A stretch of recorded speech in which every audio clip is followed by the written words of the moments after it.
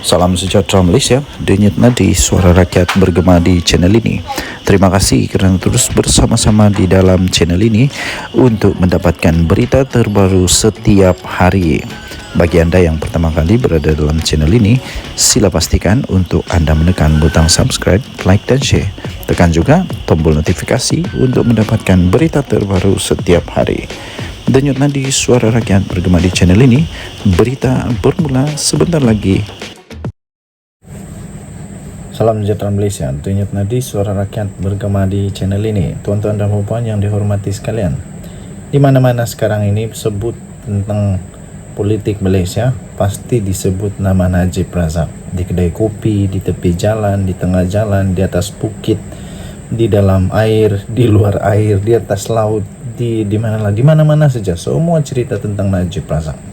Najib Razak yang dapat pengampunan separuh, dan ya semua separuh lah, penjara separuh, lepas itu apa lagi, dia punya denda daripada 200 juta kepada 50 juta.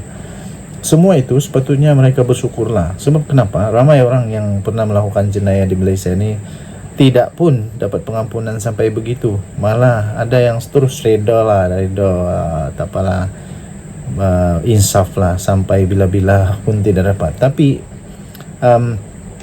UMNO tetap berusaha untuk mau supaya dia dapat pengampunan penuh. Baru setahun lebih sudah begitu. Sabarlah. UMNO patut lupakan terus Najib. Pemimpin baru seperti Johari Ghani wajar segera untuk ditonjolkan. Itu kata daripada Sabuddin Husin. Saya setuju dengan perkara ini. Sebagai parti yang pernah saya aktif katanya dan memegang jawatan di dalamnya, sejujurnya saya berasa UMNO dalam keadaan yang sangat malang pada ketika ini. Setelah 2 kali kalah dalam PRU, iaitu PRU 14 dan PRU 15, dan ketika sedang terbuka peluang untuk move on dan memperbaiki diri, sayang sekali parti itu tidak pun mengambil peluang untuk melakukannya. UMNO kalah padah dan hilang kuasa buat pertama kalinya dalam sejarah pada PRU ke-14 yang lalu. Ini semua antara puncanya ialah kerana Najib Razak dan skandal 1MDB yang melingkari pentadbirannya. Memang betul. Siapa yang boleh nafikan itu? Tidak ada yang boleh nafikan. UMNO pada ketika itu hanya menang berapa? 54 kerusi parlimen saja. Dan jika dicampur atas nama BN, kerusi yang mereka menang hanya 79. Kemudian pada PRU 15, ianya menjadi semakin teruk dan makin parah. Malah ramai orang kata ini mungkin adalah pengakhir kepada hayat UMNO. Kenapa tidak? Pada PRU 15 November 2022, kalau kamu masih ingat, di mana pada ketika itu Najib sudah pun berada di penjara, kerusi yang mampu dimenangi UMNO merosot lagi, hanya pada berapa? 26 saja. Ramai orang pada ketika itu membuat analisis rakyat akan marah dan akan menyebabkan mereka akan tunjuk itu di mana di kertas undi supaya BN boleh menang, UMNO boleh menang dan seterusnya, dapat membela Najib di penjara. Tapi yang terjadi tidak. Yang terjadi hanya 26 saja mereka menang. Ini agak memalukan. Atas nama BN jumlah kemenangannya ialah 30, adalah tambah 4 lagi. Tapi 26 saja untuk UMNO. Apa yang nyata, meski faktor kemerosotan jumlah kemenangan itu mungkin disumbangkan oleh kepimpinan Ahmad Zahid Hamidi yang dikira lemah dan tidak membuat rakyat yakin kepada UMNO, ia juga adalah isyarat bahawa rakyat tidak bersimpati pun dengan pemeranjaraan Najib Razak. Mungkin agak terlaluan kalau dikatakan kemerosotan kemenangan UMNO pada PRU 15 itu kerana amat bergembira bila Najib dipenjarakan. Tapi penurunan angka daripada 54 kerusi kepada 26 adalah isyarat yang paling mudah bahawa simpati kepada bekas Perdana Menteri itu sebenarnya sudah tiada. Kalau rakyat atau pengundi ada simpati kepada Najib yang dipenjarakan, UMNO mungkin menang. UMNO mungkin menang pilihan raya dan tidak mungkin hanya ada 26 kerusi pada PRU 15 yang lalu. Mengambil kira perkara itu, UMNO sepatutnya sedar dan segeralah bermuhasabah dan berhenti daripada terus memperjuangkan nasib Najib ni. UMNO ada Muhammad Hassan. Kalau kita tengok kan, banyak sebenarnya yang ada kredibiliti untuk menggantikan Najib. Mengambil kira perkara itu, UMNO sepatutnya sedar, segera bermuhasabah dan berhenti terus untuk memperjuangkan nasib Najib. Najib patut dilupakan dan sudah tiba masanya UMNO perlu melihat kepada perlunya untuk menonjolkan pemimpin yang baru untuk menerajui parti itu. Fokus yang lebih utama sepatutnya ialah mengukuhkan kembali parti, bukan membela kepentingan seorang individu. Jika Zahid Hamidi dianggap lemah dan bercirikan detektor di mana cenderung memecat dan menggantung keahlian mereka yang menentangnya, kalau benar pula beliau bakal berundur kerana faktor kesihatan selepas menjalani pembedahan prostat baru-baru ini, pengganti yang ingin ditonjolkan tidak sepatutnya Najib Razak.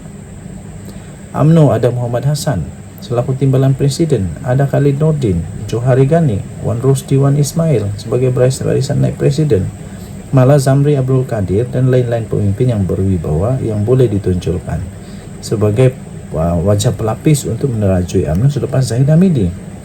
Begitupun banyak dalam perbualan dengan orang-orang UMNO, mereka merasakan Johari Ghani, kini salah seorang naib presiden UMNO serta menteri perladangan dan komoditi, adalah yang paling sesuai untuk menerajui UMNO jika parti itu inginkan keputusan lebih baik pada PR16 yang akan datang.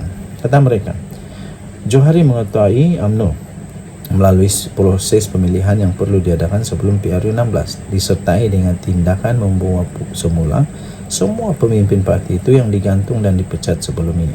Harapan untuk melihat saat ada sinar di ujung terowong lebih mungkin menjadi kenyataan. Tetapi agak mengecewakanlah bila kedengaran masih banyak suara yang mau Najib segera digerakkan kembali.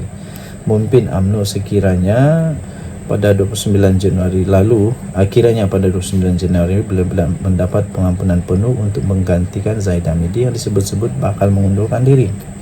Kekecewaan penyokong Najib dan mereka yang takzub dengannya selain kerana bekas Perdana Menteri itu tidak diberi pengampunan penuh, ia lebih didorong kerana beliau dilihat tidak dapat kembali memimpin semula parti dan bertanding pada PR16 akan datang.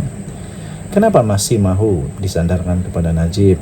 Masih tidak sedarkan kepada hakikat bahawa UMNO telah hilang kuasa pada PR14 adalah disebabkan oleh Najib, dan kalah teruk pada PR15 juga berpunca kerana rakyat tidak bersimpati dengannya.